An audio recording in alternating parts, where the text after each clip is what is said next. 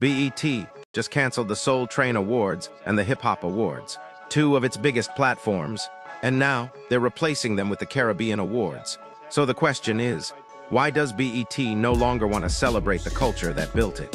Is this about representation, or is it about erasure? Stay locked in because we're breaking down how corporate media is trying to rewrite the definition of Black culture, and what that means for us moving forward. You are now tuned into Sincere Love the Godcast.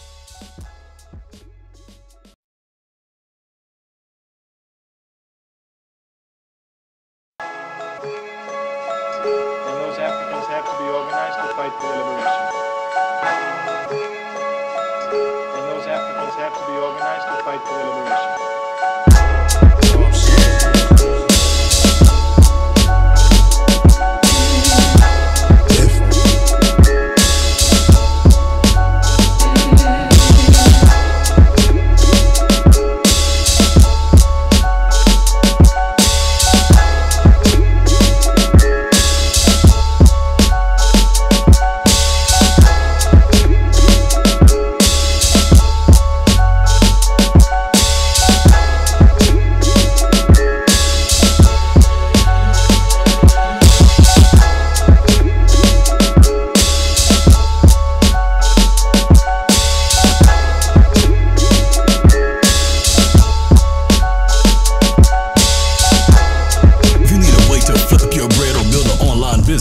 You don't want to miss our live interest meeting and Q&A happening Wednesday, August 27th at 8 p.m. Eastern, hosted by the Ticket Blog. We're breaking down what's inside our exclusive seller community and how you can start building a profitable online ticket business from scratch. Tap in live for a special offer, answers to your questions, and the info you need to get started. Go to thetickettrap.com and join us. Again, thetickettrap.com. Yo family, real quick. I'm proud to announce the soft launch of Sincere Love to God's new book, From the Womb to Illmatic, a hip-hop-inspired blueprint for unlocking your child's inner genius. This ain't your average parenting book. This is for the culture, inspired by Illmatic, built around his own son Seven's early development, and packed with real tools to help parents turn everyday moments into genius-level learning. If you've ever wanted to give your child a head start without losing your roots, this book is for you. Available now on Amazon. Order now and leave a 5-star review. You already know, we raising brilliance around here. All right, we here, family. We are here. What's going on with y'all? Welcome to another episode of Sincere Love the Godcast. I am the God Sincere Love, back in the house once again with my lovely co-host, Nicety Girl. How did it do it like this?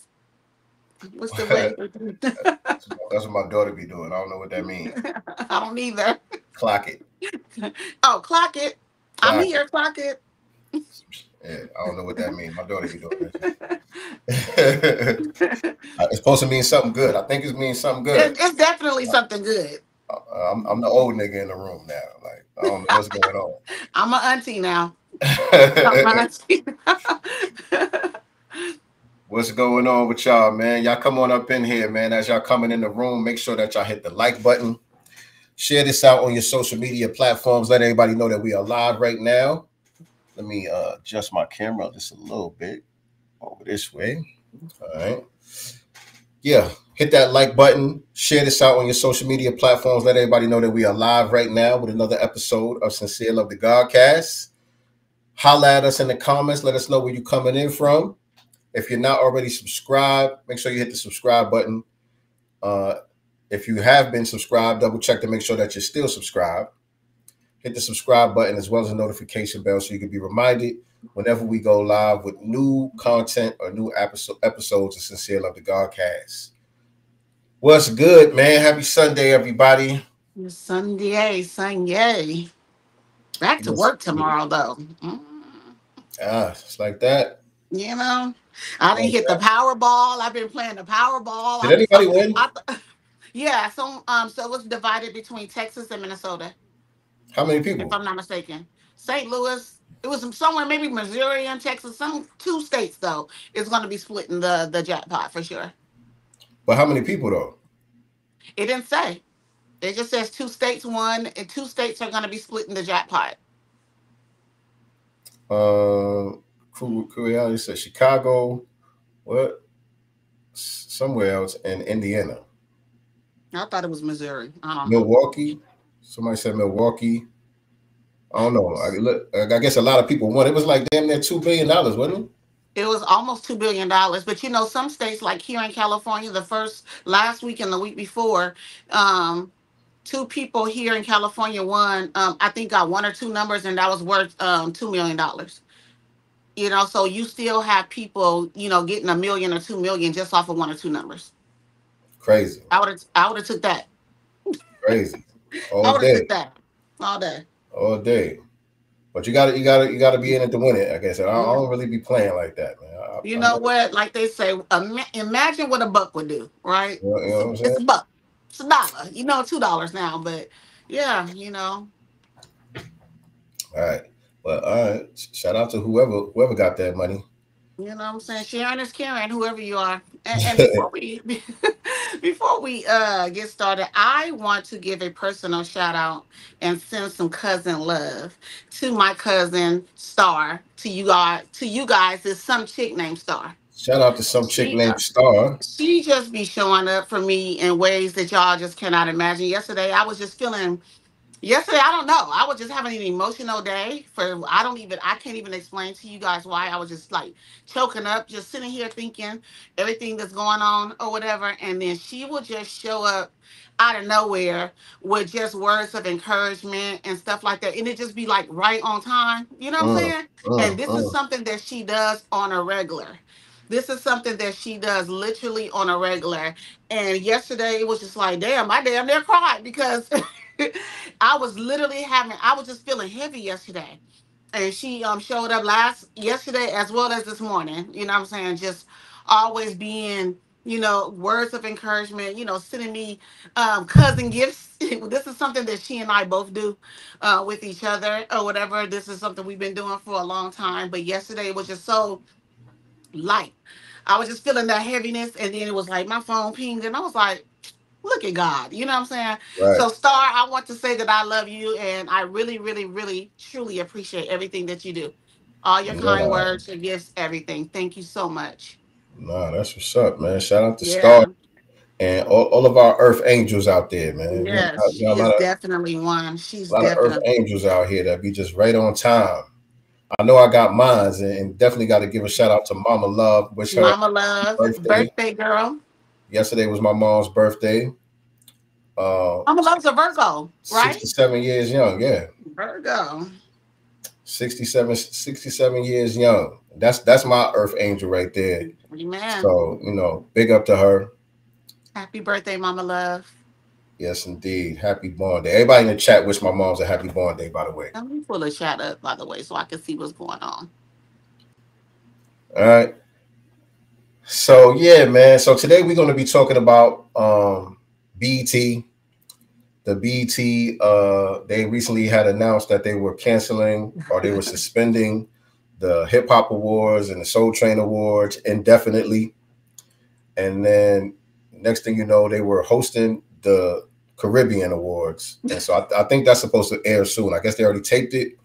Right. But it's supposed to be airing soon. I don't know all the details about that or whatever the case may be. But the timing of everything was just kind of like, oh, this what we doing? Right. This what we doing at BET?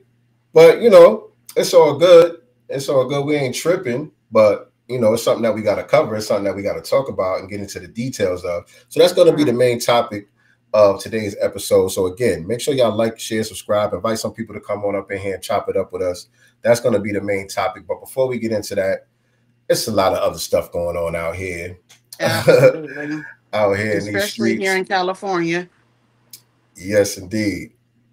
But before we get into any of the you know, topics, heavy topics or whatever, y'all are y'all up on Kirby, the singer Kirby out of Mississippi? Other than the reparations song, you know what I'm saying, I'm not hip to her outside of that viral video and the reparations song. No.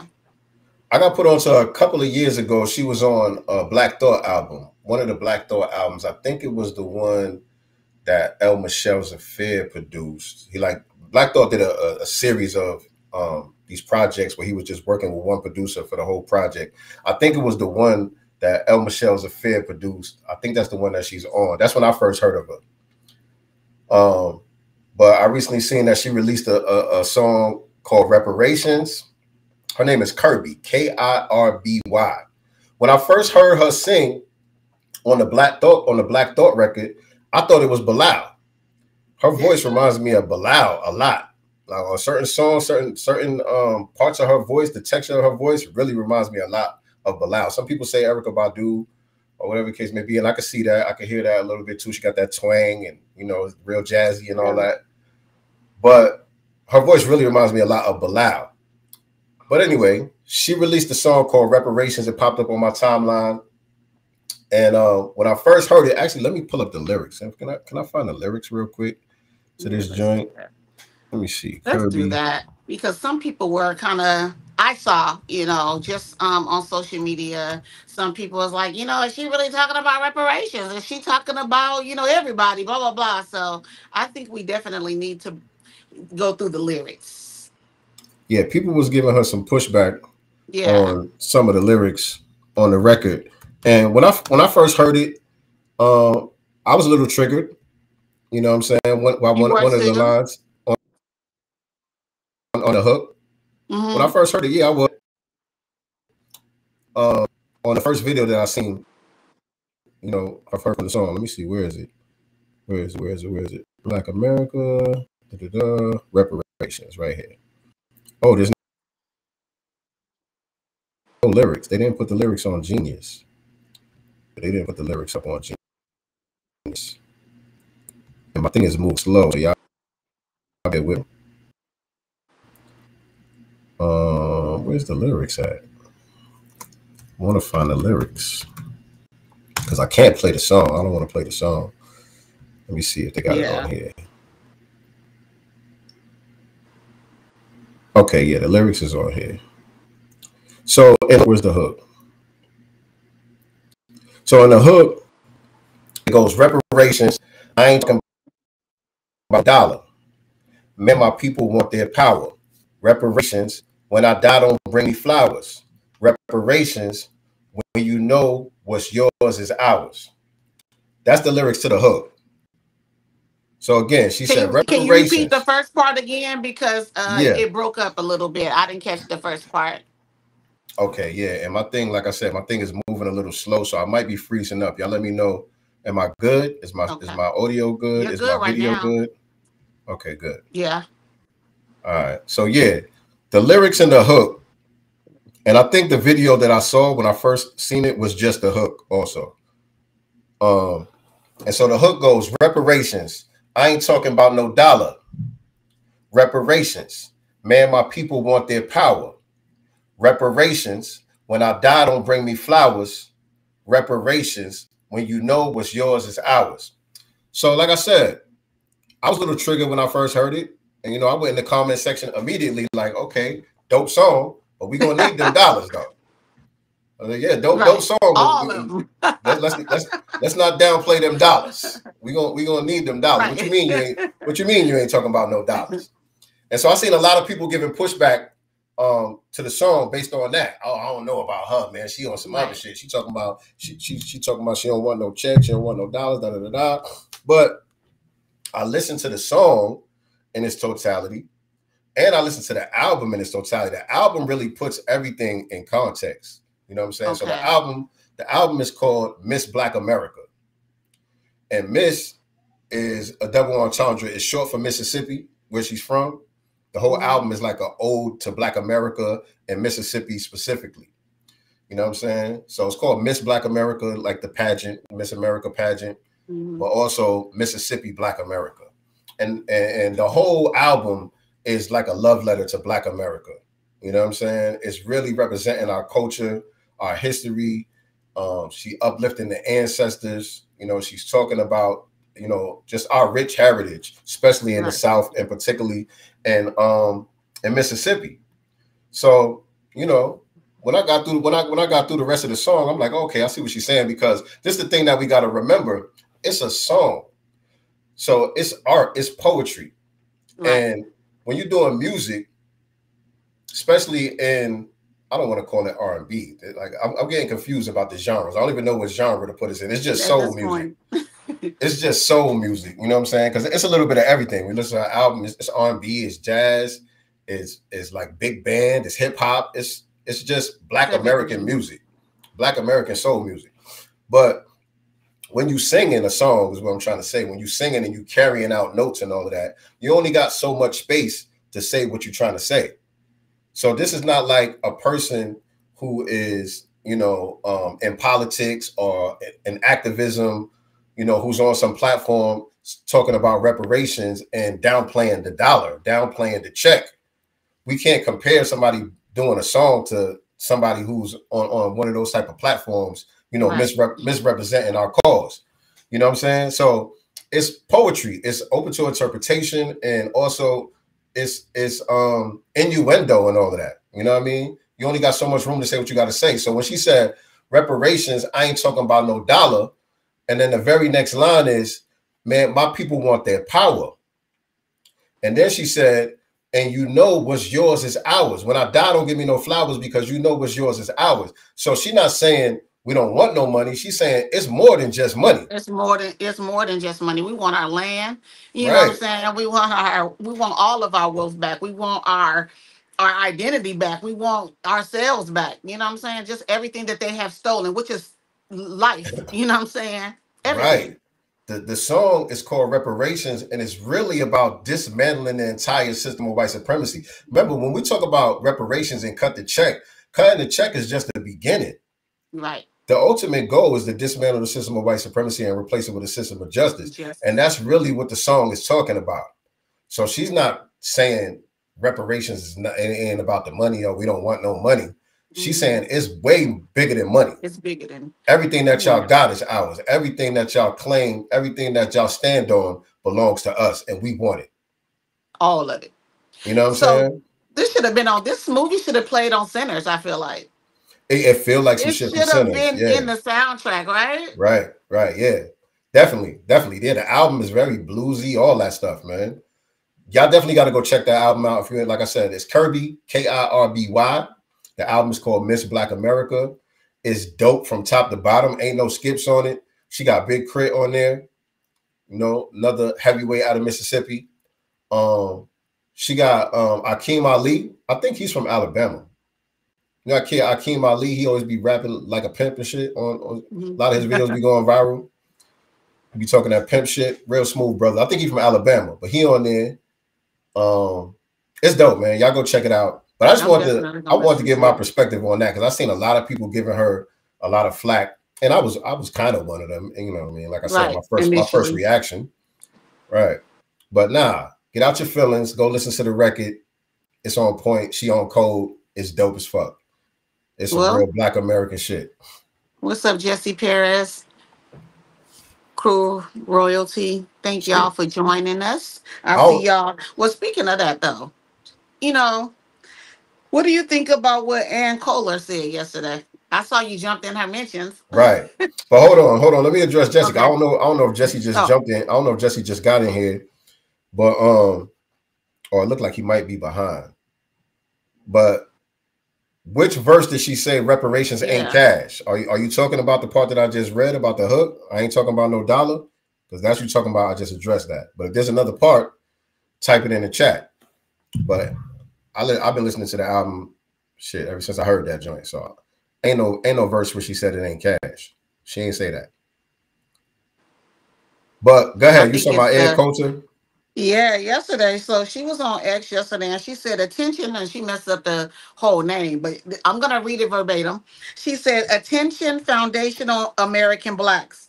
Do you remember the Civil Rights Act being about other minority groups? I don't remember it being that way. New York Times, the Civil Rights Act historically aimed at protecting Black people and members of other minority groups from discrimination. So she's quoting what the LA Times wrote about the Civil Rights Act. So she's saying she doesn't recall it being about every minority group.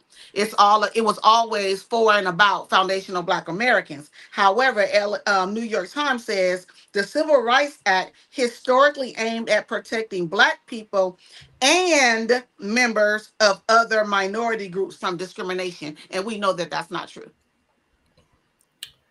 Well, I say it is true. Well, technically, if you're going to talk about the language, right, which we, right, didn't correct from the beginning. Right. Hold on, because I'm still trying to make sure I ain't missing nothing on these lyrics, because he's saying it's in the second verse. But type the lyrics in the chat if you can, Jesse Paris. Type the lyrics in the chat if you can. But yeah, so yeah, I say it was about everybody. They did write the civil rights legislation and all that stuff for everybody. They literally did. You know what I'm saying? And it was a con game. It was a bait and switch. You know what I'm saying? And we fell for it. You know what I mean? But Ann Coulter, she trying to play this racist hot potato thing. You know how the white supremacists on the right like to try to put it on the left and vice versa.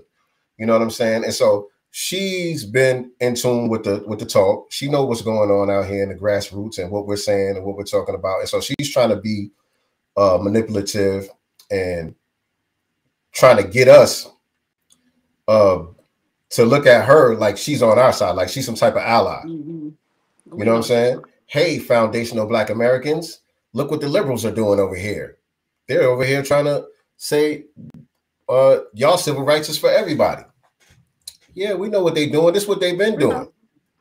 Mm-hmm. This is what they've been doing from the beginning. When they crafted the legislation, we allowed them to slip in that minority word, and that fucked everything up.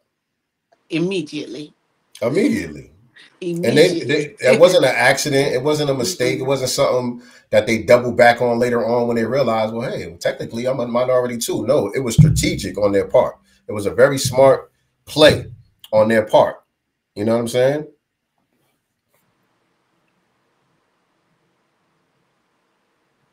Okay. Yeah. Okay. I'm going back to the lyrics. He put the lyrics in there. Okay. And this is the thing about art. It's open to interpretation, right? But the lyrics that he put in there, he said, my people want no favors, ain't asking for no handouts from their neighbors. No need for conversation. Hold on. Where'd it go? Just proper compensation. Just proper compensation for our labor. So I don't know how you interpret that. That's a check. Right. That's a check. I don't know how you interpret that. She said we ain't asking for no handouts or no favors. Reparations is not a handout. It's what's owed. Right. It's not a handout. It's not a favor. And really, it's not even about your neighbors, your so-called neighbors. Mm-hmm. It's about the U.S. government and these the corporate sector that was built on the backs of our ancestors. Agreed. Because they love to put it on white mobs. You know what I'm saying? Anytime we're talking about, what has happened, to foundational Black Americans, the mobs destroying our, thriving Black businesses, etc., they never, ever want to push the blame on the government. Right. They always talk about a white mob as if these were some random white folks. Right. It was the United States government that had our people enslaved. It was policies that was put in place that kept us enslaved. The reason why we couldn't get out of bondage and all of that was because of U.S. policy. U.S. policy that also protected these white mobs and allowed white mobs, quote unquote, to do that. But then they turned around and they assisted the white mob, with law enforcement and also the bombs that they were dropping into our neighborhoods. All that. So to me, that's what she's saying. That's what I get. That's what she's saying. You know what I'm saying? And so again, it's a song, it's art, it's open to interpretation. So, but that's what I'm hearing when I listen to it. And I've been rocking that shit. I've been listening to it. And at first, like I said, I was like, hold on, what you mean? Right. What you mean, no dollar? You know what I mean? So I had to center myself and listen and see where she was coming from with it. And if I thought she was on some bullshit, we'd be on here saying she was on some bullshit, but I really don't think she is. No, I don't either. She sounds like she on code to me. Seemed like she on code to me. Shout out to Mama Love in the building. Y'all make sure y'all say happy birthday to Mama Happy Love. birthday to you. Crew Reality. He said verse 2 too. Okay, so all right. Y'all ain't fucking with Kirby. I like her a lot. I like the album a lot. But we broke down the Ann Coulter shit. Yeah, that was what we did. Yeah. And somebody had just tagged me too. Wait, I think it was you, Crew Reality. Didn't you just tag me in something on Twitter where she was Kirby was kind of clearing it up?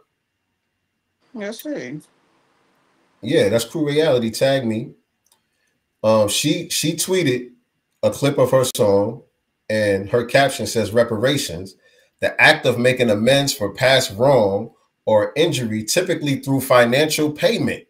This song is dedicated to my ancestors." That's her tweet. She said the act of making amends for past wrong or injury, typically through financial payment. So she's giving you the proper definition of reparations. So she must hear the backlash, you know what I mean? And so she wants to make her position clear.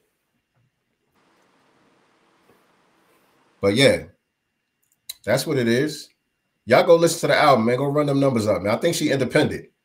I think she an independent artist. So she not getting a real big push right now. But the album is crazy. And especially singing about that. Of course they're not going to push her. Right. Where y'all at, BET? Right. Right. Come on now. Where y'all at, BET? You know what I'm saying? Back in the days, if this would have came out, you know, when BET was still BET, she would have been an instant star. Right. She would have been an instant star. She'd have been on 106 in Park and all that shit. This shit would be all over the place. I mean, but anyway, what else is going on out here? Young Thug? Yeah, we were actually talking about Young Thug behind the scenes today, and I was just like, you know, I just think he needs to shut up. Like I told Sincere, like he's on a 10-year probation. You know what I'm saying? He's on here. Obviously, these tapes are being leaked, but him doing this interview, you're on a 10-year probation. You don't want to say anything that's going to make them violate you. You know what I'm saying? I just feel like niggas need to just shut up. That's it. That's why I'm here with it. Shut up. It's crazy. I was seeing, you know, all through the week, all these different audios was coming out, and I didn't keep up with everything, but obviously it was super viral. So I was seeing it up and down the timeline and all that, but I wasn't really tapped into all the details of who's who and what's what. Even during the trial, I didn't really follow it close like that. I don't really know a lot about the case and all of this stuff. None of that. But I tried to watch the interview today. Young Thug did an interview responding to all the backlash he's been getting ever since the audio has been leaking. Because there's been audio of him leaking, for people that don't know, of him on jail calls, talking about this one, talking about that one. Getting Drake, you know, talking to Andre 3000, said some stuff about Glorilla. Right. It was just a bunch of stuff that he was just talking about different artists, but also I think one of the first audios that came out was him in the interrogation room, and he was basically in there snitching. Yep, he was in there snitching. Everything that he accused Gunna of, right? Right. Right. I don't know if this is on my side or your side. Your audio is a little bit. Let me make sure that I don't have a bunch of stuff open. Hold on. It's just the audio. It sounds like popcorn. Yeah, y'all let me know what it sounds like on y'all end in the chat. Y'all let me know what it sounded like on y'all end. Am I good? Nicely sounding a little bit janky to me. But yeah, the first thing that I saw. No, go ahead, talk. Hello? How's that? Okay, yeah. Okay, yeah, you're good. At least on my end. At least on my end. I don't know. Can y'all hear any of us? Because y'all ain't saying nothing in the chat. I ain't see nobody respond.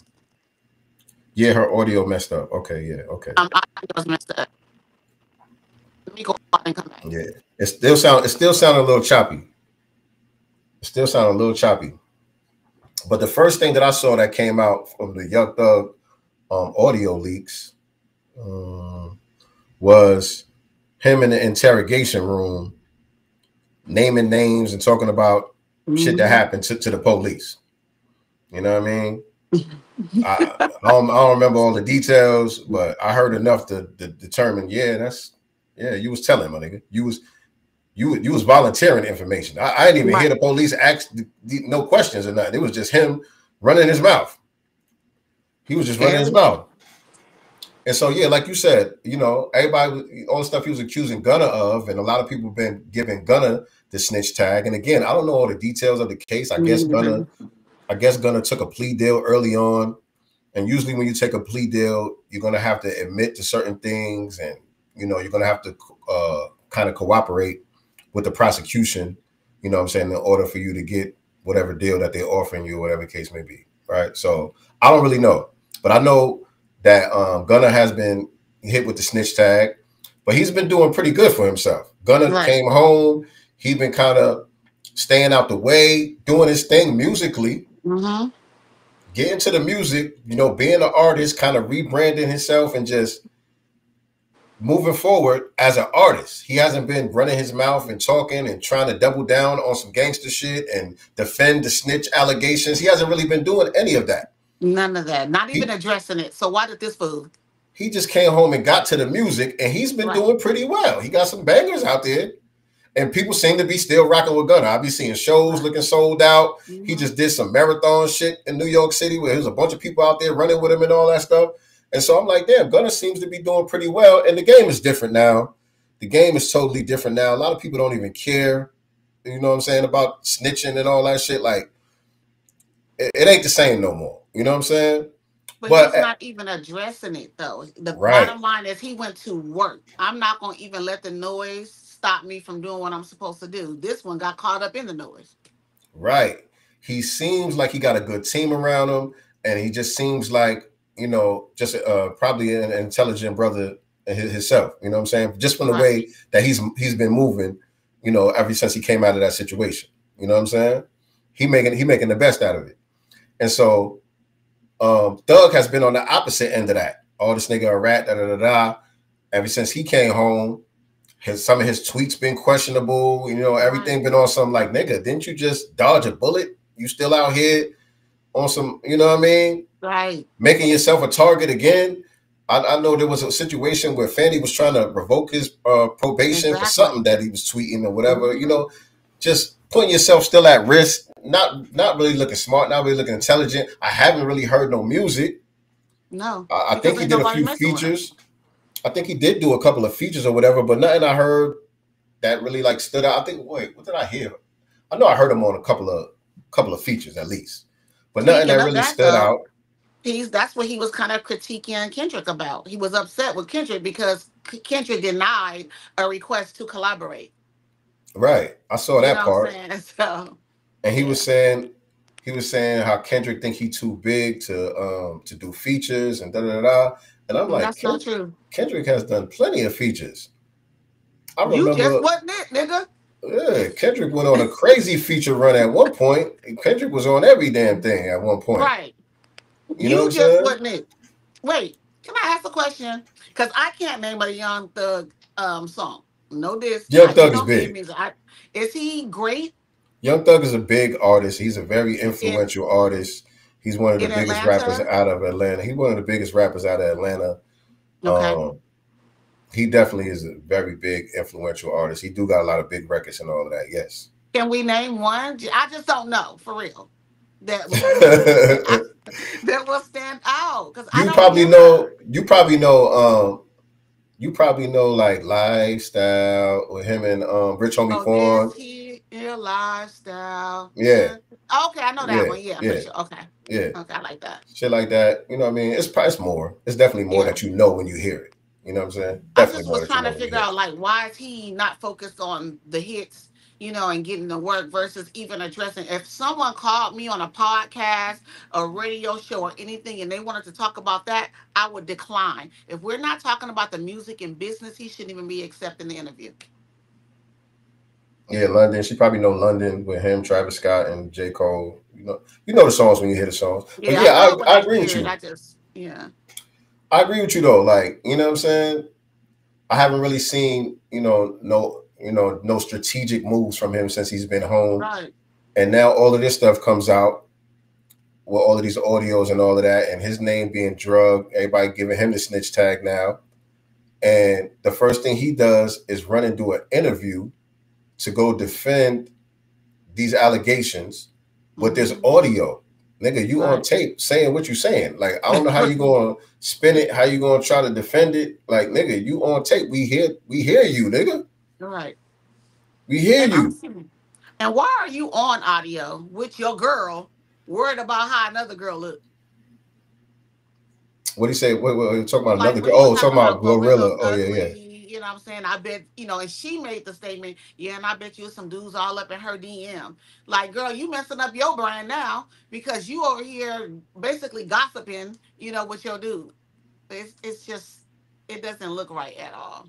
And the thing is, when you locked up, that your calls is recorded. Right. Every time you pick up the phone, they tell you being recorded. Yeah, every time. So You know what I'm saying? The calls are recorded. You know that you got ops in high places and all of that stuff. These people got it out for you and all of that. Like the part of the interview I was seeing, I didn't see the whole thing, but the part of the interview that I did see, he was saying, I know this was going to come out anyway.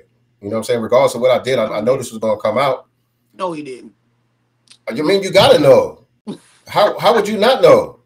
I mean, but he like, don't. I would have assumed, like, for what I've gotten, I guess, acquitted. I don't know if he got acquitted or whatever the case may be, but I'm on probation. Like, what is the point? You know what I'm saying? I would have thought, like, it's over. No, that might be over, but these people still want to ruin you. True. These people still want to ruin you. They don't want it just to be over, and now you go back to being Young Thug like nothing happened. You just beat the government. You know what I'm saying? And now you out here selling multi-platinum records and shining and doing all the shit you're doing. Now we want to ruin all of that for you. So they was gathering all of this shit the whole time. The whole time. Sitting on it the whole time. Curating it the whole time. You know what I'm saying? And who knows what else they got on them? Man. You know what I'm saying? And so, yeah, you had to know that this was coming. If you was on the phone running your mouth like that, and the thing is, your explanation is, well, I was in jail, I was going through some things, man. I don't even know why I would say that. Like, that was your heart. That was your heart. You said what you said. That's how you felt. You said. That was your heart. You felt like Kendrick owed you a verse. First, he celebrated Drake, then he started critiquing him too. Like, it was just like, what side are you on? Like, you know what I'm saying? Like, you Drake, why haven't you talked to the president about getting a nigga out? Did you hear that part? I didn't hear that part, no. Yeah, he's like, you Drake, you one of the biggest artists in the world. Why haven't you went to the president to try to get me out? On the part I seen when he was talking about Drake was about the Metro Boomin situation. Yeah. I guess he wanted to get on the song that Metro had with Thug on it, and Metro told him no. Metro liked the song the way it was. He didn't want Drake to get on it, and so he was trying to get Thug to talk to Metro about getting him on it. But Metro's moms had just died, and all of this stuff was going on. He like, nigga, I got this case going on. This nigga mom's just died. Like, no, nigga. The nigga said no. Just leave it alone. Like, if you try to do something, if you really trying to do something to help me, I got plenty of other songs that you could use. Right. You know what I'm saying? If you say this is supposed to be for me to help me, which I kind of understood where he was coming from with that. Like, Drake was on some Drake shit. You know what I'm saying? He couldn't take the rejection of somebody telling him no. No. And that caused the whole fallout with him and Metro, and which led to everything else. Even though, Kendrick was probably going to do what he was going to do anyway, but that was kind of like the catalyst for it. But my thing is, how you sitting down for an interview specifically to talk about street business? Like, you an artist. You an artist. You didn't come do this interview to talk about music and what you got coming. And you went to go talk about street business and all of these cases and who was telling on who and who shot at who and who was co-defendants with who and who did what statement. Like, this is what the whole interview is about. Right. Where is his mans? Where your mans in there, Matt, to tell you, nah, that ain't it?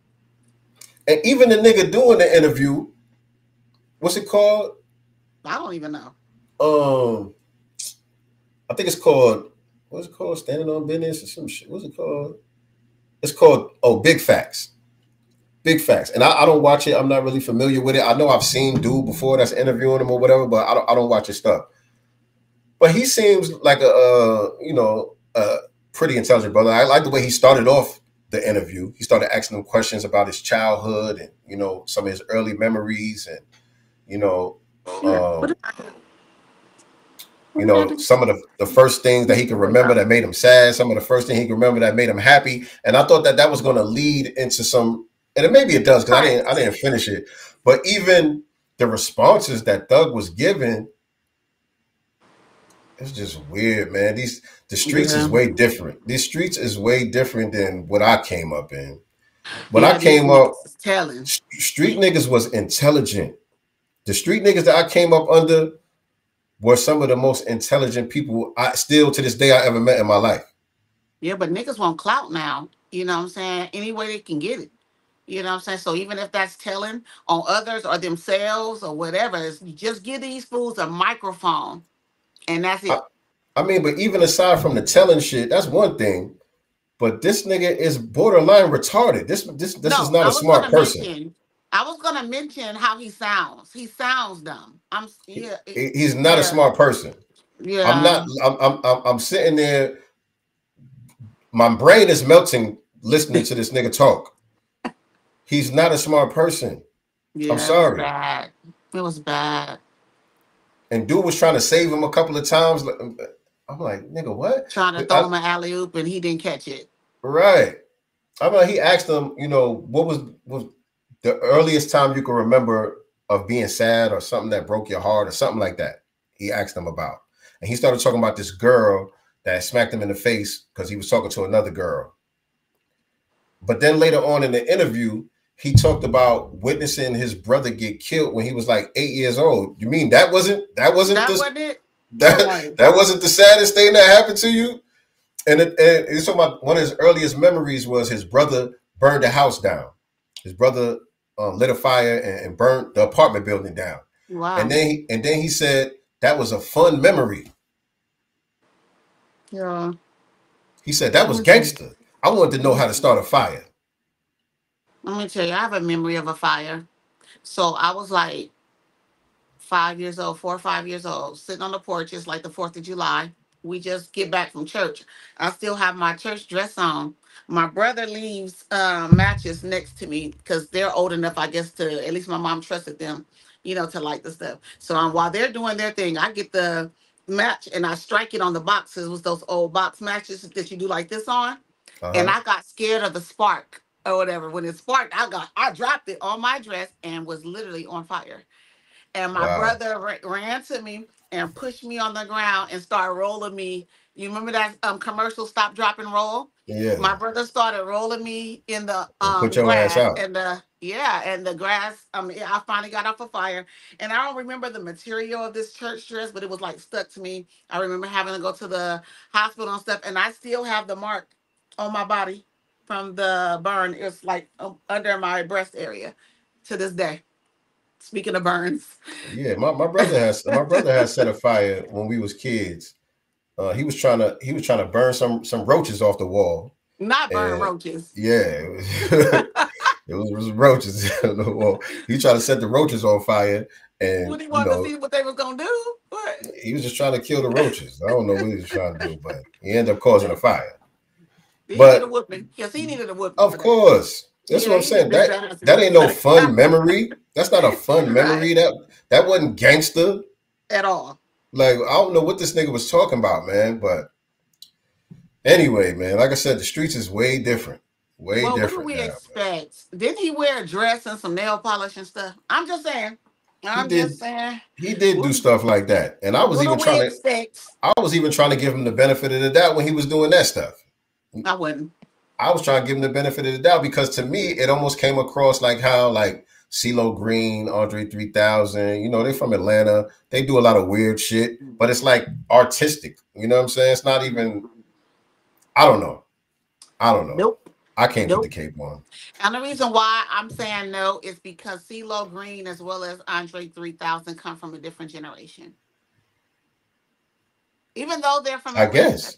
I'm gonna say it's just different generation. You know what I'm I saying? guess so. And It is. It yeah, definitely is. It definitely is. Because this nigga's weird. as hell. This nigga is weird. So But it's a lot. anywho, It's a lot of unaddressed trauma, man. Like people really need to an address entitlement. their trauma. Just because you got money and you got put on, you got a deal or whatever the case may be, that's not gonna make these issues go away, man. If you got money, you got resources, address these issues, man. Get help, get Right. healed. Mm-hmm. Get healed, young niggas, man. A lot of these young rapper niggas that we seeing out here with the tattoos all over their face, out here acting all weird and doing all this shit. These niggas got a lot of trauma. These niggas been through Yeah. some shit, and that shit is just some unaddressed trauma, man. That's me trying to have a little bit of empathy and look at it a different way. I don't want to just throw all the babies out with the bathwater. Like I'm throwing a lot of them out with it. I'm throwing a lot of them out with it. like, God damn, niggas, go get some help. Shit. Right. Seriously.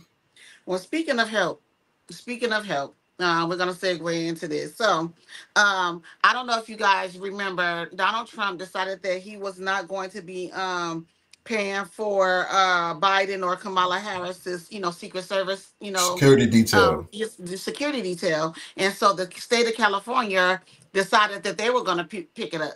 You know what I'm saying? So I guess backlash from For who? people here for Kamala, specifically for Kamala.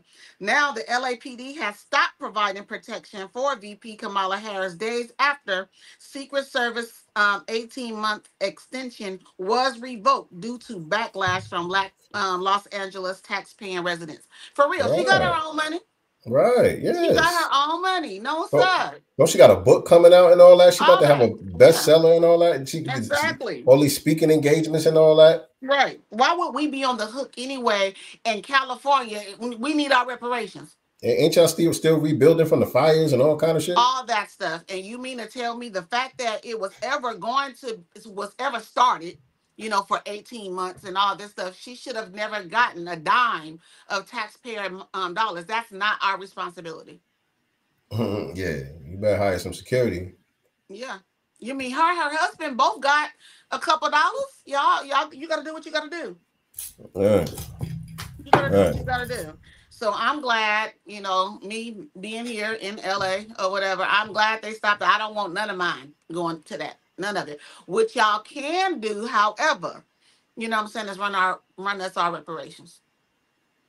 How we Yes, got money for indeed. that and not reparations, or you guys are constantly trying to, stall reparations, give money to all these nonprofits under the guise of reparations for more studies. No, we ain't doing that. Nope. Nope. Yeah, and y'all kind of moving forward out there a little bit as far as reparations. I know you did the video Yeah. a couple days ago talking about updating everybody what's going on with the reparations legislation Still out has there to in be signed into California. law. It still has to be signed into law, but we did, get moved. We did move forward a little bit, but we're still working on getting it signed into law. However, we still have two bills. Let me get them for y'all really quick. Hold on, I got it right here. We have two bills. Wait, no, Okay. I ain't gonna let you do that because you talked about it in the video and it's Mhm. on our channel, but it's for members only. Okay. Oh, there we go. It's for members only. So if y'all want to go ahead and grab a membership, I mean it's only $3. $3 It's to a become membership. a channel member. We starting to drop a lot of exclusive content for our members. Shout out to our channel members, by the way. Everybody that been Thank rocking with y'all. us all of this time. You know what I'm saying? We was just neglecting the members and shit, not putting out no exclusive content for y'all. We sorry. We apologize, but we starting to release some exclusive content for the members and giving the members some of the first looks for some of the content that we put out on the channel now. And so she broke down everything that's going on there with the reparations stuff out there in California, and it's on our channel now. But you got to be a member, you know what I'm saying, to get access to that. So And I'm gonna definitely be want recording to another one tonight or tomorrow to throw on there too. bet. Yeah, and we're gonna be dropping exclusives for y'all on a regular now. So definitely want to go ahead and grab you a membership so you can get more in-depth breakdowns, some of the behind the scenes stuff that we got going on and all of that. Grab you a channel membership, man. It's $3. $3. And so we got to get into this BET topic we're going to start talking about the main topic. But before we do that, we got to do our weekly report from our brother Cool Keezy. Oh, yeah. We got our weekly report from our brother Cool Keezy. For those of y'all that don't know, if y'all wasn't here for the last couple of weeks, our brother Cool Keezy is a weekly contributor to Sincere Love the Godcast with his daily reports. Y'all make sure that y'all follow him at Cool Keezy on Instagram, and he also has a channel here on YouTube as well. I don't think he's in the chat right now, No. but if any of the mods have the link to his channel, drop it in the chat for the family. I definitely want people to go ahead and go follow him. But before we get into today's main topic with this BET award situation and all that, let's hear from our brother Cool Keezy with the weekly FBA report. Now, Roar showed us again what we already know. We live under a system of white supremacy. And here's how you can always spot it. The system of white supremacy reveals itself in 3 ways. They'll downplay our pain, they'll ignore it, or they'll just side with the cops in the system. And that's how it works. That's the pattern. Over and over, it's not just the police. They're just the enforcement arm. The system takes everyday people, judges, teachers, doctors, media, politicians, and even some of our own to uphold it. So what do? First, we identify the behavior. Pay attention to who's silent, who's making excuses, and who's on the wrong side. Second, we delegitimize them. Stop giving them shine. Stop feeding their clout. And when they run to us for support, clown them fools. Third. Really? No, there's no audio playing. You see the video, though? We can see the video, no audio, though. What the hell?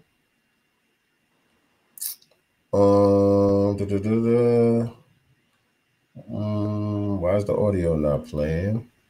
Hold on.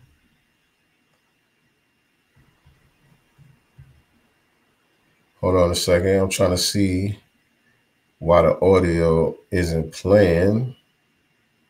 Let me ask you a question. Did you hear the ads play in the beginning? No.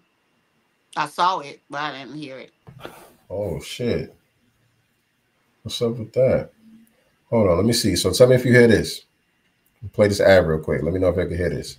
If you need a way to flip your bread or build an online business, you don't want to miss our live interest meeting and Q&A happening Wednesday, August 27th at 8 p.m. Eastern, hosted by the Ticket Blog. We're breaking down what's inside our exclusive seller community and how you can start building a profitable online ticket business from scratch. Tap in live for a special offer, answers to your questions, and the info you need to get started. Go to thetickettrap.com and join us. Again, thetickettrap.com. Were y'all able to hear that? Yep, loud and clear. How about y'all in the chat?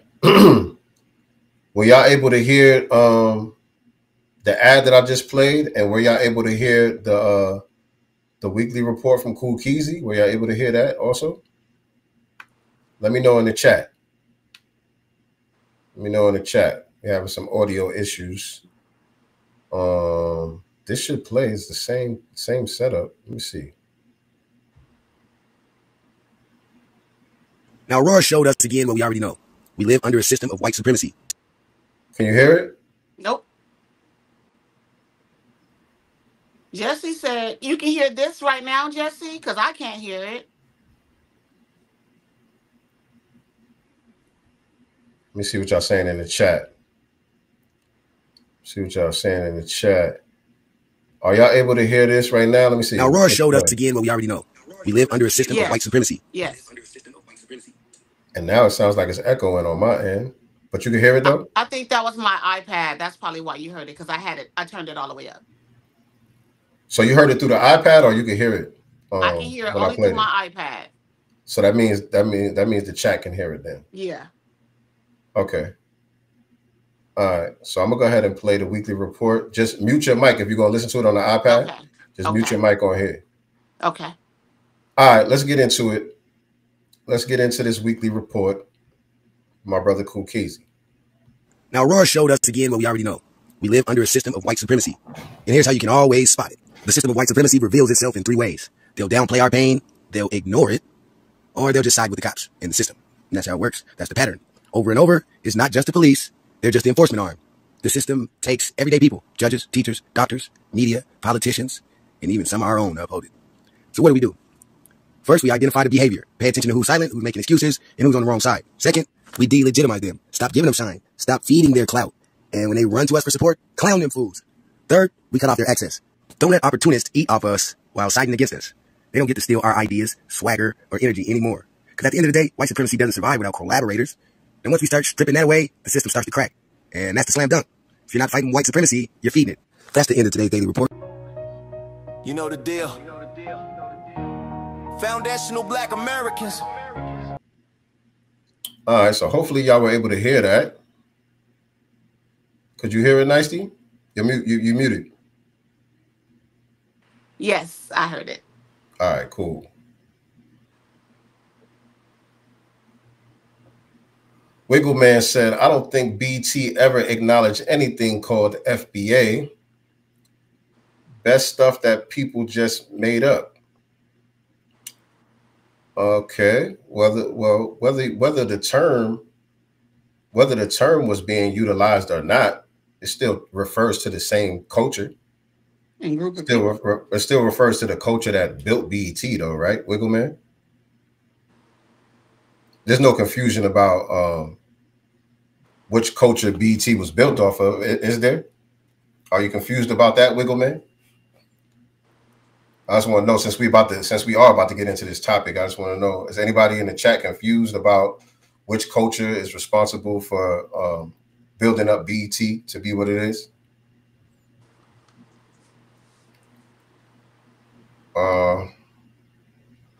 I'm pretty sure everybody's clear on it, whether they refer to it as FBA or whatever you want to refer to it as. I'm pretty sure everybody's clear on what specific culture built up that platform. Right. You know what I'm saying? And you're using the term African American. You right. know that they were talking about foundational Black Americans. Right. Right. I don't think anybody should be confused about that. You know what I'm saying? But we use the term foundational Black American, you know what I'm saying, to refer to, you know, our culture and our heritage and all of that. And so, or freedmen. Yeah, you know. So I don't want to get caught up in the terms. You know what I'm saying? Some of y'all got issue with the term because y'all got issue with the person who came up with the term and all of that. But I don't want to get caught up in that. You know what I'm saying? I just want to make sure that we clear on, you know, exactly what we're talking about. You know what I'm saying? So anyway, for those that don't know, BT, they recently announced that they were canceling the Soul Train Music Awards show as well as the Hip Hop Music Awards due to low ratings over their recent broadcasts have gotten lower and lower ratings. Yeah. And so they said they was going to suspend it indefinitely.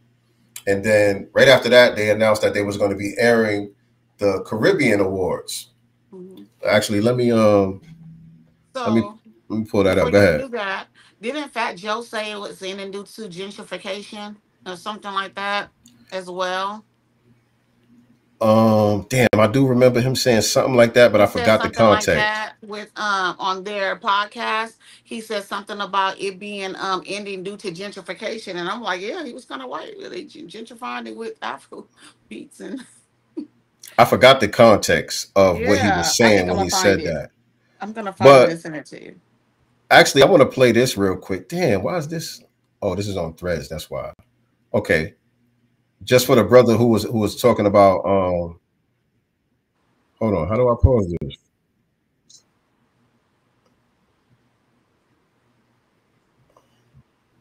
Oh, you can't pause stuff on here? I guess not. Okay, that's on Threads. You're not able to pause the video. It just starts playing automatically. It starts playing automatically. No, sir, I'm not. Continue and do your thing, fam. I can dig it. Okay, I feel you. All right, no doubt. No doubt. I just want to, make sure we on the same page. Make sure that we on the same page. That's all.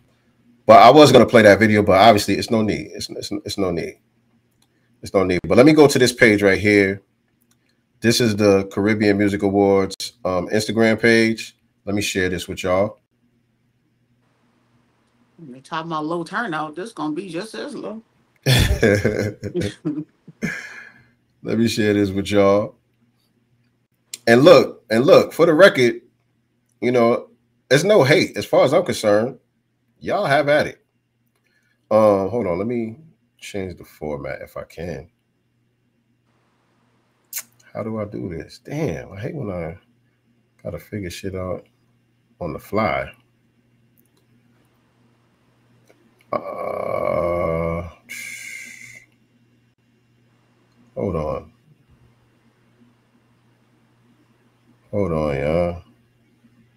Because I don't know why we're not on the screen. Y'all can't see us. I don't even know if y'all can hear us. I can hear you. Okay, I can hear you too. But we're not on the screen though. But anyway, this is the page right here, since we could be heard. This is the page. Caribbean Music Awards, Voices of the Caribbean. And for the first time, it's going to be airing on BT. I don't know who this person is. I'm not sure who this brother is. Spandex the Boss. Anybody? Lila Ike. Don't know. Chanel Muir. Naomi Cohen. I think these are the performers. I don't know if these are the performers or are they getting awards? Are they nominated for awards or what's going on here? I know this brother right here. I forgot his name. He's a real funny comedian. And that's my brother Buju that he with right there. And they got, of course, they got Busta Rhymes. Major Hype. That's the comedian's name. Major Hype. Major Hype. He's a funny dude. I like him a lot. We all know Busta Rhymes, though. Busta Rhymes, he's a big part of this Caribbean Awards situation. Some of these people, I just don't know who they are. Sizzler, my bad. That's Sizzler right there. Bounty Killer. Okay, they got some of the legends. That's good. That's good. So some of the newer artists, I don't know. But I do fuck with reggae music. I do fuck with dancehall music. But I just like the old shit. I don't really know a lot of the new artists. I don't really know a lot of the new artists like that. Back in my day when I was a little flexible and stuff, you know, I was all up in them spots. We had a bunch of reggae and dance hall clubs in Long Beach back in the day. Oh, word? Yes. Yes, it was specific nights turned up. Yeah. Well, you know, that's big. That's big in New York. Yes. That's big in New York. We grew up on that, you know what I'm saying? So I'm not hating. I ain't trying to shit on it or whatever the case may be. I'm just looking at the timing of everything. It's like, okay, y'all saying y'all getting rid of the Soul Train Awards and the Hip Hop Awards because of low ratings. That's the reason that y'all giving. I don't think this is going to have no extremely high ratings. Exactly. No shade. No shade. Like, again, I fuck with dancehall music. I fuck with reggae music. But they don't have that many international superstars like that. They just don't. They just don't. Nope. You know what I'm saying? Some of the songs are bigger than the artist. Like, you hear the song, you kind of know the song, but you don't even know who the person is that sing it. Mm-hmm. You know what I'm saying? And so if it's a ratings thing, it's kind of not making sense. Yes. And so why waste the money? Yeah. Y'all wasting the money. Or is it because, and I don't know how these award shows work, right? I don't know if they have to pay these artists to perform. You know what I'm saying? So maybe they didn't have the budget to pay them and they're, you know what I'm saying? I don't know how that works. No, I'm pretty sure artists don't get paid to perform at award shows. It's kind of like the Super Bowl type of situation. Mm-hmm. You know what I'm saying? It's more just being a part of the broadcast, the platform, leveraging the audience and all of that, and the prestige of winning the award and you know, that type of thing. But so this is not the first Caribbean Awards, to be clear. I think this is the third annual Caribbean Award ceremony, but this is the first time it's going to be on BT. You know what I'm saying? So I'm just saying, if it's a ratings thing, it's kind of not making sense. You know what I'm saying? If it's the ratings that y'all looking for, I think the real reason for them having to scrap the Hip Hop Awards and all of that stuff was because of the backlash that they've been getting because of how ratchet that shit has gotten over the years. That became like a real, just a joke of itself, almost like a parody. Like, and also the curse of Fat Joe. I'm going to blame him too. The curse of Fat Joe too. Right. Right. Like, the BET Awards have been literally the ratchet awards for a while now. Garbage. For a while now. And people have been complaining. People have been really complaining, like, yo, what is this? Y'all got pregnant hood rats twerking in the aisles and all of this stuff. And it's just weird. It just got real weird. When I saw Meg the Stallion and Cardi B scissoring each other on stage, I was done. Like, come Done. on. Didn't they have Lil Nas X? Wasn't that the award show He with was Lil Nas sliding X? down the pole to from to hell and all that crap. Right. Yes, They was all doing that. all of that shit. Sexy And not just red, him. pregnant, twerking. What's that guy? He's the white guy. Something Adams at Sam somebody, but he was doing that devil stuff too. He's supposed, the white dude who sings R&B. I can't think of his Yeah. name. Yeah, I know Yeah, you're but he talking was about. on that demon time too. I know you're talking about. Yeah. And so a lot of that stuff, man, people were pushing back on that. People wasn't feeling that. And so that's the reason why the ratings were low. I'm not saying that the ratings weren't an issue. The ratings were low because of that. You're right. And so what I'm looking for is I want to see how Caribbean culture is going to be represented. You know what I'm saying? Yeah. I'm real interested to see how Caribbean culture is going to be represented, because y'all was going out your way to take just the lowest parts and the bottom class of Black society and put that on the big stage and make that the representation, broadcasting these images all over the world of what Black culture is supposed to be when it's not. Well, if they gonna do that, they gotta put the ratchet as far as Caribbean is concerned. Because what's her name, Spice?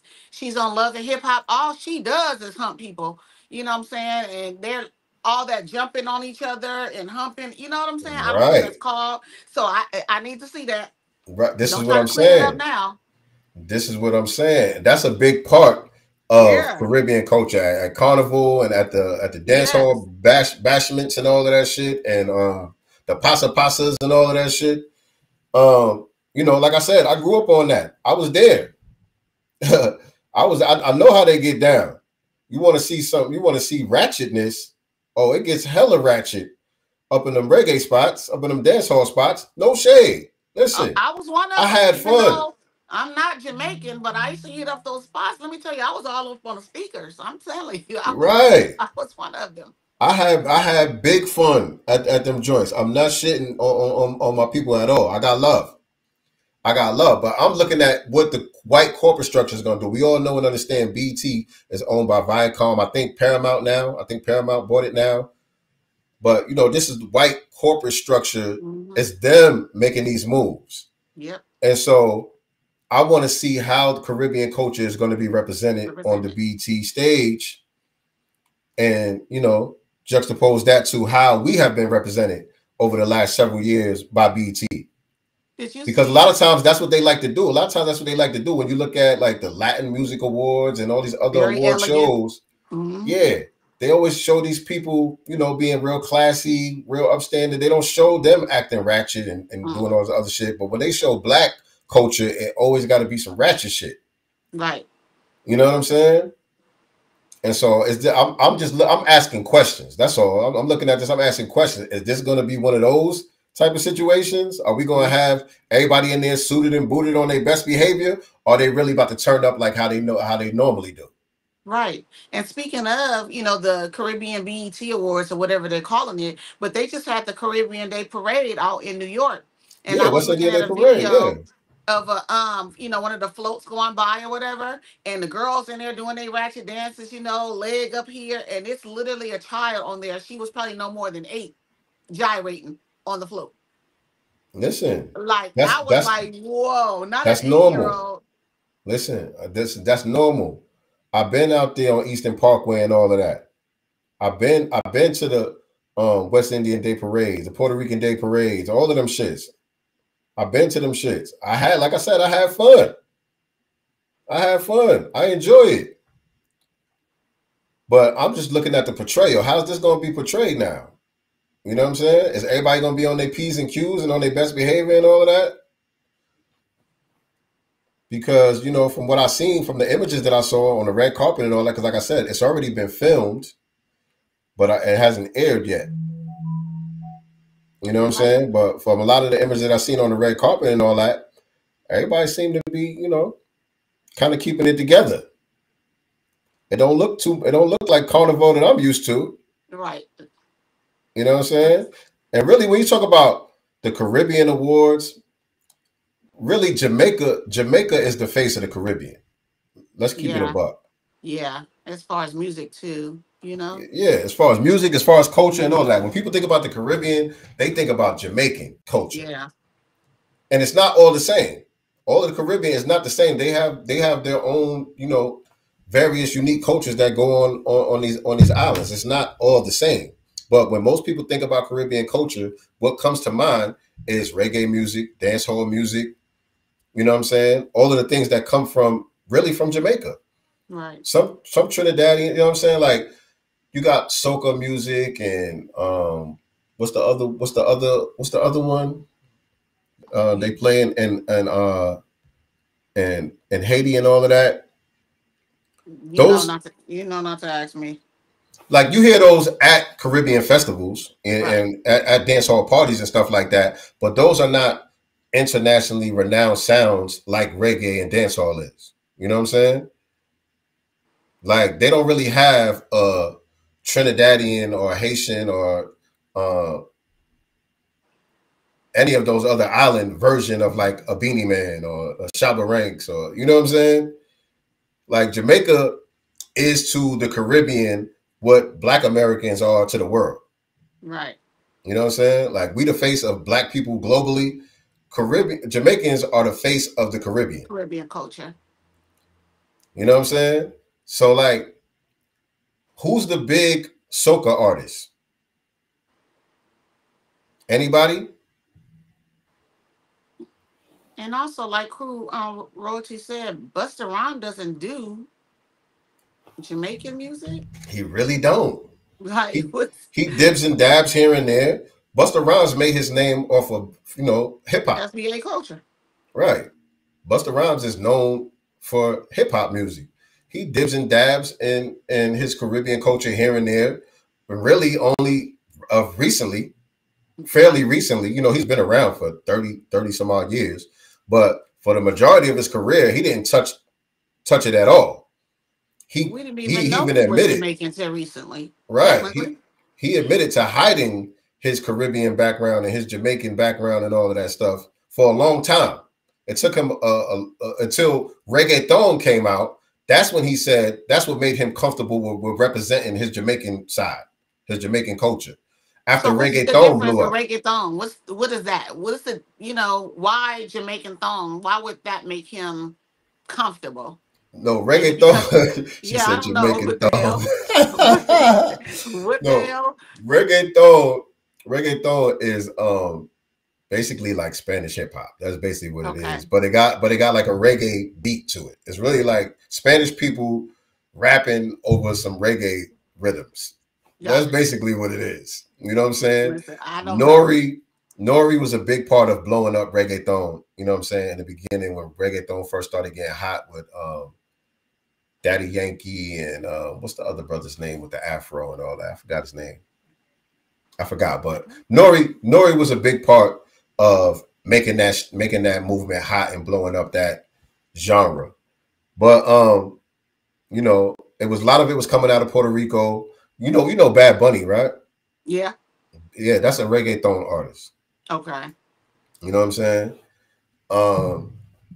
But he's not black, right? Either. No, he's a white Hispanic. Yeah, I'm like, he's not even. Yeah, he's a white Hispanic. Calderon, the dude Calderon, he was black. I forgot his first name, but his last name was Calderon. He was black Puerto Rican dude with the afro and all that. But anyway, he was saying when reggaeton started blowing up, that's what made him feel like, oh shit, we can be ourselves. We can actually be ourselves and get respect and get props.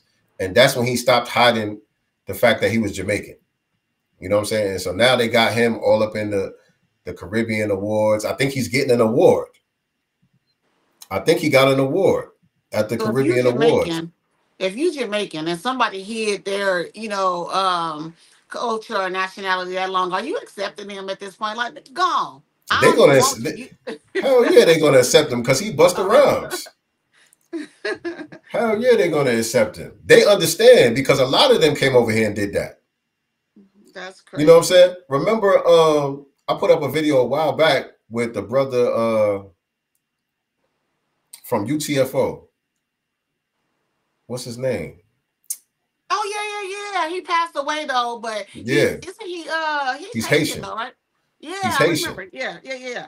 He's Haitian, and he talked about how he would not let people know that he was Haitian back in the Right. days because he knew he would get clowned, and he just didn't feel comfortable with it. You know what I'm saying? He hid it for a long time. And shout out to him. He was very respectable. He's not a tether at all. He wasn't no tether at all. But he kept it a buck about, keeping that under wraps, not letting people know that he was from Haiti like that. You know what I'm saying? But a lot of them came over here and did that, especially in New York. You know what I'm saying? Because as kids, they got clowned. When they came over, they just didn't fit in. Their parents didn't know how to dress them. They really didn't have the swag. You know what I'm saying? It was a little musty. You know what I'm saying? Little. It was a little musty. You know what I mean? Must.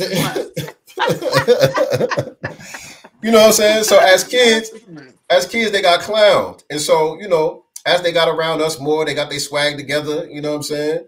They learned how to hide their accent a little bit, and they started blending in.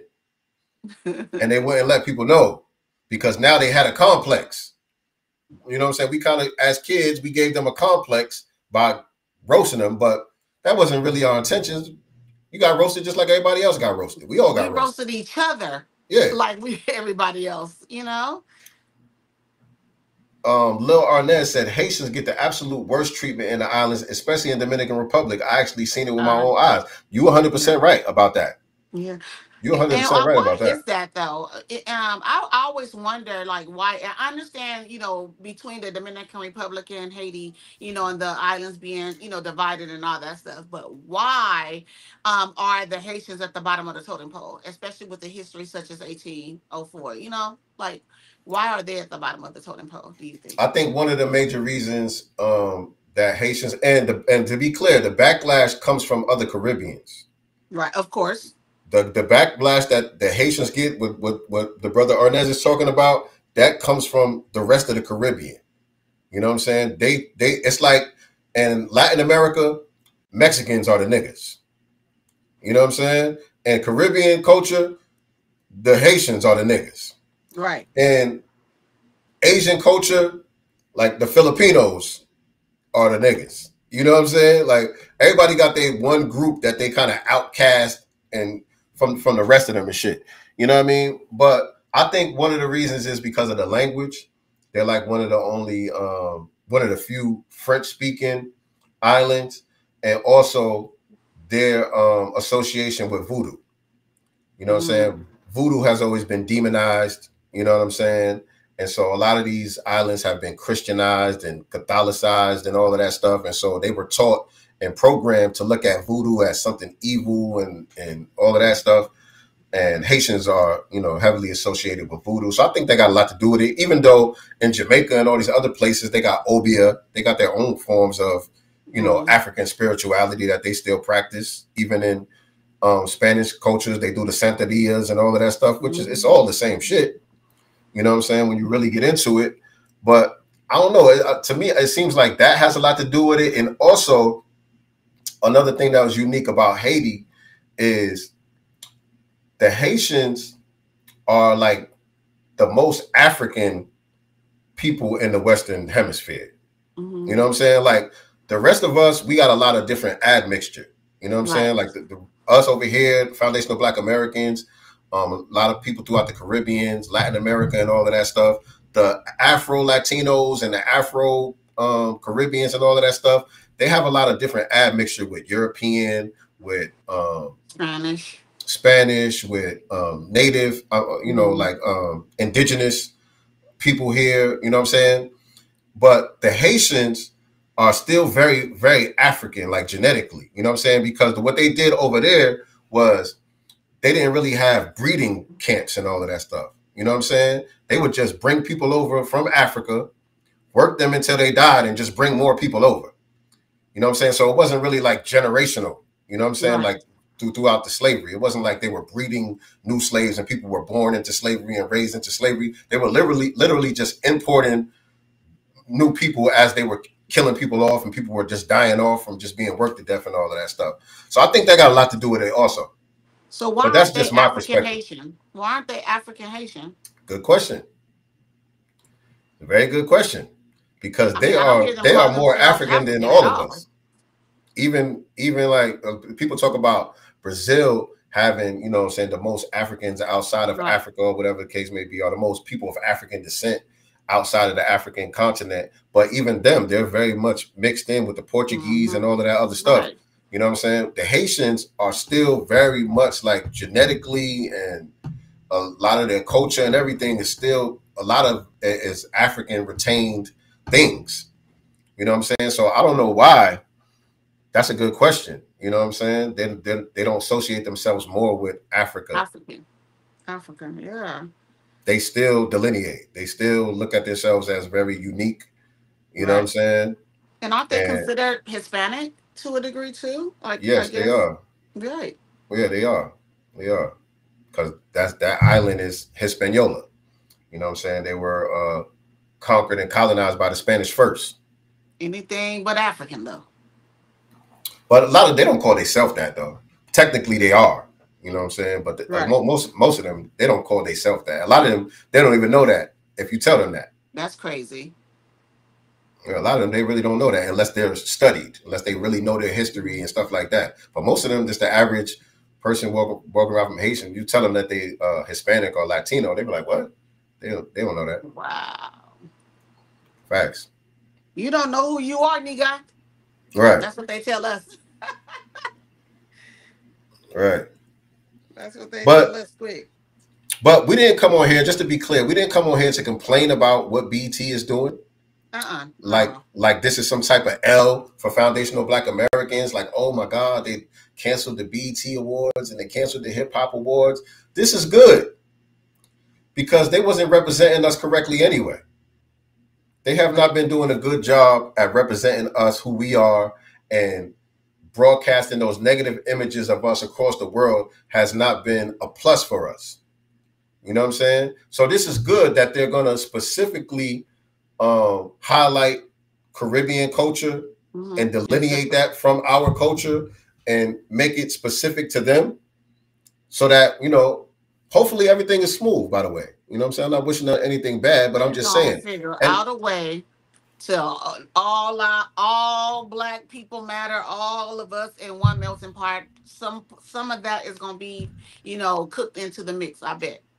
Even though it's the Caribbean award show, they're going to mix us all in at some point in the show, I'm sure. I don't know how they're going to do that. I don't either, but, you know, they're going to find a way. Someone going to get on the mic and say it. You know what I'm saying? Just imagine someone get up there and say, FBA. Could you imagine? We all the same niggas. Right. We are all the same niggas. Yeah. I can imagine that happening. But my thing is, like I said, at least, you know, with them being very specific about representing Caribbean culture, because mind you, Caribbean culture has always been represented in BT. Remember, they had the what was the name of the show? Caribbean Rhythms or something, with the girl Rachel, fine ass, used to host the Caribbean Rhythms show where they would play reggae dancehall videos for about an hour. I think it was called Caribbean Rhythms. You know what I'm saying? They always had that. They always had that. They would always have something, you know what I'm saying? Even our radio stations and all that, you know, where they, you know, they always shout them out and big them up. You know, they were never not represented at all. But being that they giving them the spotlight to say this is their situation that's going on now, whatever negative imagery and anything that comes out of it is not going to be associated with us. So that's a good thing.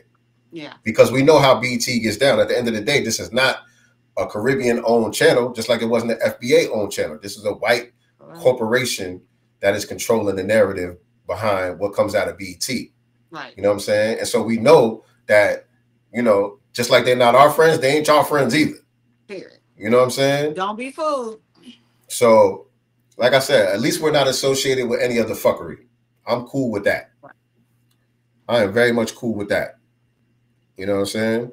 Because BT, as we know, like I've been saying, been owned and controlled by corporate interests, Viacom, Paramount, for years. Its agenda has never been to uplift foundational Black American culture, but to commodify it and to exploit it. That has always been the agenda. especially after, you know, Bob Johnson and his wife got rid of it. And speaking of them, you know, Bob Johnson. yeah, Bob Johnson recently donated to Winsome Sears down there in Virginia.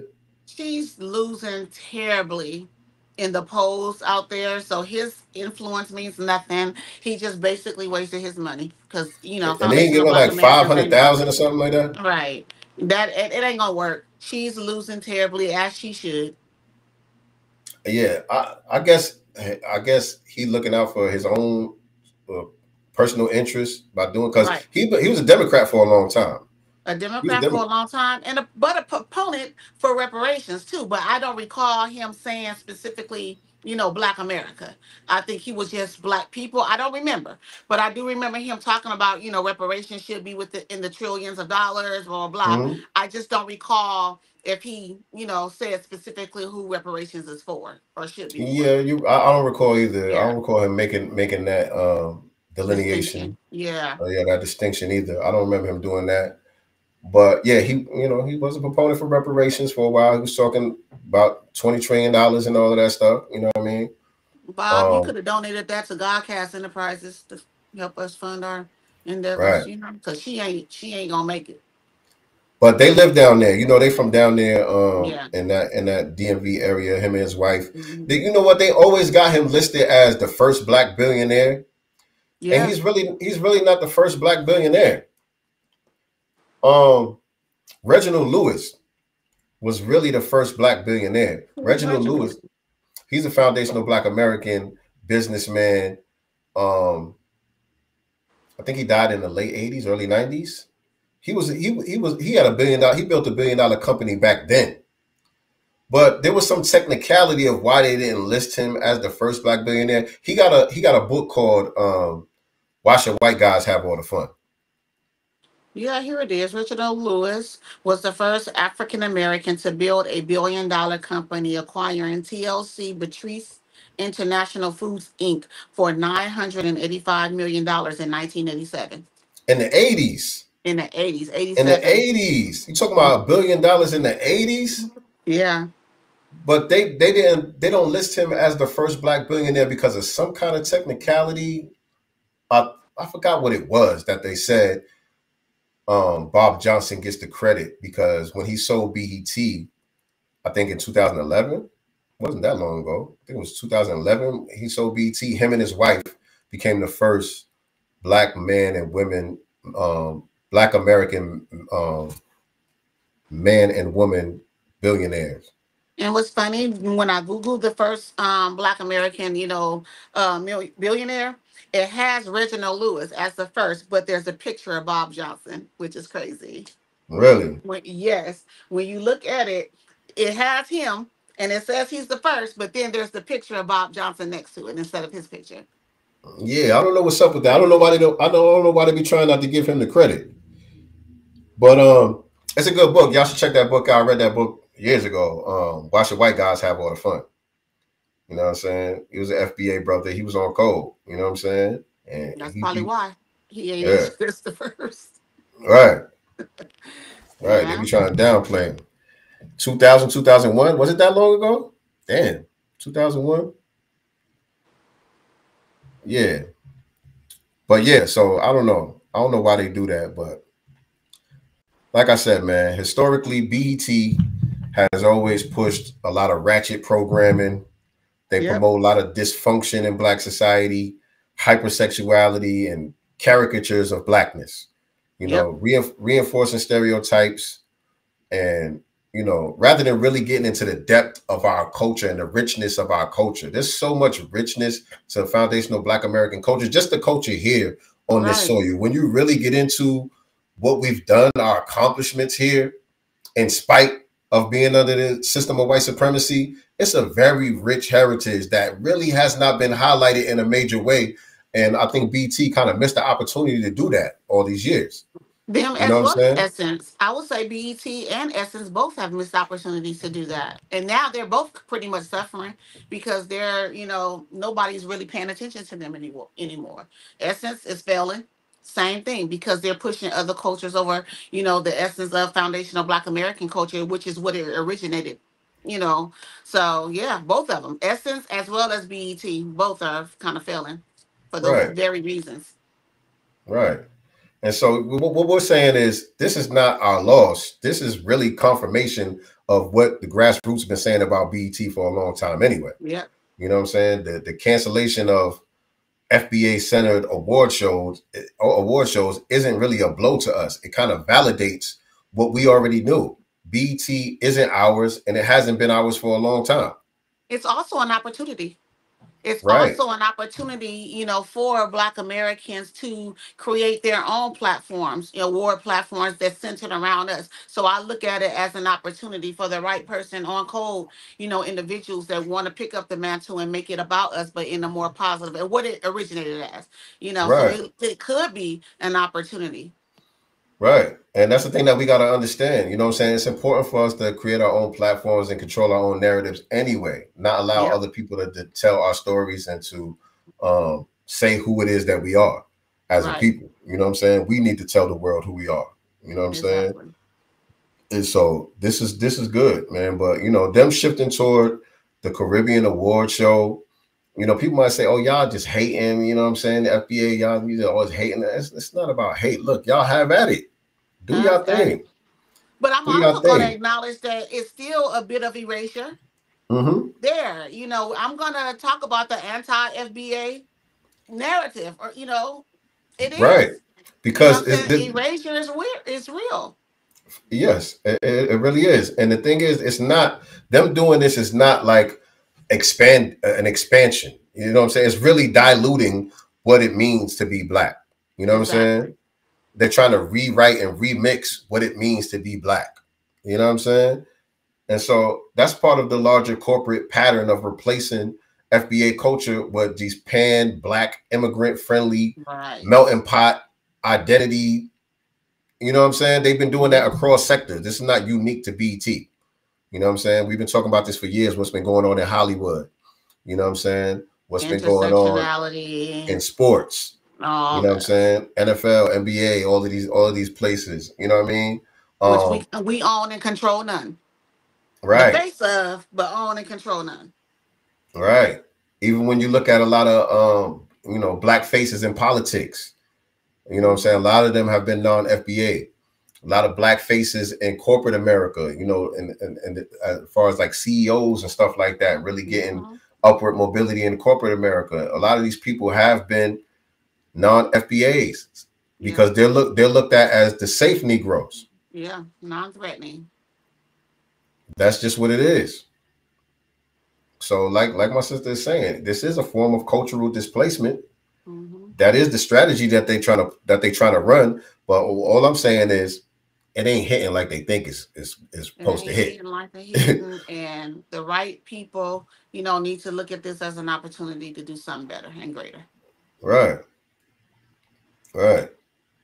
They trying to Didn't Russell rebrand. Simmons do something like that back in the days? He kind of created an award um show. I can't remember. I don't know if it was for comedy or if it was for movies or something, but I remember him doing something like that years ago, you know, because he was just like, let's award ourselves. But I don't feel like, unfortunately, maybe the dollars wasn't behind it enough, or just the people.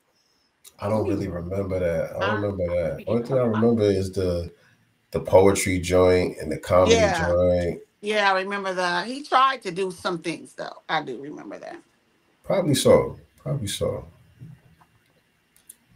But like I said, man, we've been calling out BET for a long time, man. So this is not an L by any stretch of the imagination. You know what I mean? Our thing is um owning and controlling our own images, owning and controlling our own voices and our own narrative. You know what I'm saying? And with BT is the classic case of the illusion of inclusion. You know what I'm saying? Because for many years, a lot of people didn't even know BT wasn't black owned. I didn't. People just assumed that it was black owned because they say BT is Black Entertainment Television. People just assumed that was a black owned platform. And I thought it was just from 2011, but somebody said ever since 2001 or something like that, it's been owned by white corporate sector. So been a very long time, man. Mm-hmm. Yes, indeed. So that's what it is, man. Let me see what y'all talking about in the chat. So you Googled it. So yeah, it was the early 2000s. Okay. Jet Magazine. Yeah, they said the FBA erasure is real. He said Jamaicans are Latino also. That's true. A lot of people don't realize that. And again, a lot of Jamaicans don't know that either. But you're right. That's why a lot of places in Jamaica have Spanish names. You got Spanish Town, Ocho Rios, and all these different places that got Spanish names out there in Jamaica. Because that was a Spanish colony first. I mean, it's the Spanish. They got to a lot of the Caribbean islands first. I say everybody in the diaspora, the Lineage, except for FBA until now. Yep. Big facts. Better late than never. Big facts. In 2000, they got sold. That's why you had all the new shows. Okay. Yeah, because when did they used to have that one show that used to come on after school? After school? Yeah, it used to be like it was like a talk show. You know what I'm saying? They used to have the Teen Summit. Teen Summit. I love Teen Summit back in the with Ananda Lewis was on there. Tigger. RP. Yeah. I used to love Teen Summit. They had some cool programming on BET back in the decade in the 90s and shit like that. They had some cool programming on there. We didn't get BET Uncut until the 2000s. Yeah. And at least it was after hours too. At least at first. At first they had it late night BT Uncut. Yeah. Okay, Then Uncut came on mainstream television. Right. It was on all damn day after a while. Yeah, Teen Summit. But yeah, so immediately you noticed the shift. Yeah. Once the white corporations got involved, you noticed the shift in the programming immediately. Mm-hmm. You know what I'm saying? So yeah, Cedar's World, that was funny. Yeah, I remember that. 106 in Park started the fall of 2000. 106 in Park was cool. I loved it. Yeah, 106 in Park was cool. That was created to counter TRL, which Viacom owned both MTV and BT anyway. You know what I'm saying? But that was a cool show, 106 in Park, especially Free and AJ. I like but them. They also it wasn't just about, Teen Summit wasn't necessarily just about music. It was about politics. It was about, higher education. It was social issues. Important. Yeah, social issues at the time. I love that show. Yeah, they was talking about real stuff that was going on in the community. Right. They was having real discussions. A lot of stuff that people talk about now on podcasts and stuff. Right. They was having that on Teen Summit. And they had BT News, Jackie Reed and Ed Gordon. Yep. Damn, you that young, Jesse Paris? You's a baby. You that young, my nigga? Shit. God damn. I really am an OG in this mind right now. Anyway, y'all. We ain't gonna be on here all night with y'all. Was there anything else you wanted to touch on before we shut it down, beloved? Yeah, I wanted to talk about From the Womb to Illmatic. Y'all do not forget about From the Womb to Illmatic, a hip-hop inspired blueprint for unlocking your child's inner genius. Barcode is like QR code right there. Make sure you guys cop that right now. Go get it, go get it, go get it. Go get it. And obviously, you guys know 7 of Super Hate Rule Volumes 1, 2, and 3, along with the Boredom Busters activities book. Make sure you guys cop that. You can get that on Amazon as well. Yes, indeed. The QR code is on your screen. Just go ahead, if you're watching this on your television or whatever, go ahead and scan the QR code, and you can order your children's book series right there on the joint. And I'll put the Illmatic code back up there for y'all real quick, just to give y'all a chance to scan that one as well. Just in case you needed a second to get your phone ready to go ahead and scan that joint. Both books or still in his 30s. He a youngin'. He's still in his 30s. No, you little YN. Ooh, you got these YNs up in here, man. Shout out to our good brother Jesse Paris, man. I remember tweeting that she was on one of the BET shows. Really? Really? I didn't know that. Old Drama. Old I Drama. remember him being on VH1. Old Drama was the show with the comedian, the lady, what's her name? From Friday and all of that. Old Drama? Let me see. Oh, I didn't even know this pops up. It says somebody scans your QR code. I didn't even know that I get a notification when somebody scans the code. Okay, let me put the other one back up there for y'all. Was you trying to get the children's book? Let me put the children's book back up there for y'all. Boom. Boom. Old Drama. I forgot her name. But yeah, the comedian, I think she was in Friday. But yeah, I didn't know he was on there. I might have to look that up. That was probably funny. That was probably funny. But yeah, we ain't tripping on what BT got going. Kim Whitley. Yeah, Kim Whitley. We ain't tripping on what BT got going on, y'all. We you know, we on the right track. We doing what needs to be done for us. He and was. we making a lot of progress. He was in 2001. Tariq was on Old Drama. I gotta look that up. Yeah, That's he funny. was. Yeah, he was. That's funny. And that's around the time when the Automatic and all that came out, right? So they're probably talking about that. Yeah, that's it. He was on there 2001. Someone scanned the QR code. That's cool. I did not know we get a notification for that. That's nice. Yeah, so y'all go ahead and order those books, man. 7 of Super Heru children's book series available on Amazon. From the Womb to Illmatic available on Amazon as well. Y'all go ahead and get that. And also, again, become a channel member. Yep. Get you a channel membership. We dropping a lot of exclusive content for our channel members. We're gonna be giving the channel members the first look at a lot of content that we're doing and all of that as well. So definitely, $3. $3. Go ahead and get you a channel membership and come rock with us. And let us know in the comments. Leave us comments about, you know, what you might want to see. What would make your contribution worthwhile? You know, what would be a good incentive for you to become a member and remain a member with us? Because like I said, right now we're going to be dropping certain exclusive content that's going to be for members only, and other content will be for members first. Members will get to see certain content first before it gets publicized for everybody else. But let us know, you know, what else we could do to incentivize y'all so we can build up this membership and build up a community.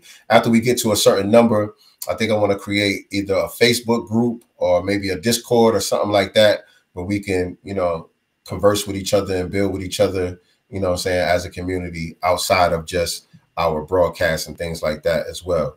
So y'all let us know what kind of ideas y'all got. Leave it in the comments. We appreciate y'all. But that does it for today's episode of Sincere Love the Godcast. I'm about to cook.